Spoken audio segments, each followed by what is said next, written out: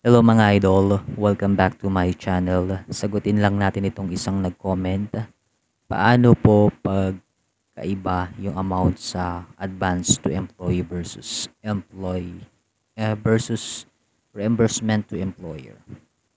Ang tinatanong siguro ni ma'am is about kung paano kung magkaiba daw yung computation ng advance na ibinigay ng kanyang employer.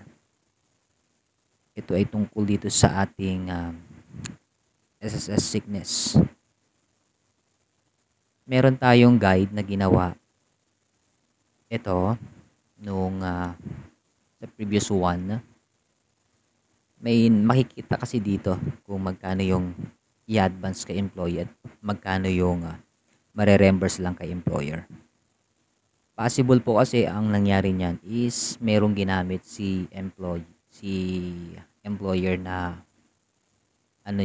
na unused number of company sick leave with pay for the current year. Baka pinagamit po sa inyo yon. Kaya ibinabawas po ni employer yon. Now, ang gawin po ninyo is tanungin nyo sa inyong HR department or kung sino yung nag-process ng inyong reimbursement kung magkano yung computation nung sickness ninyo. Meron tayong guide kung paano tayo nag-compute ng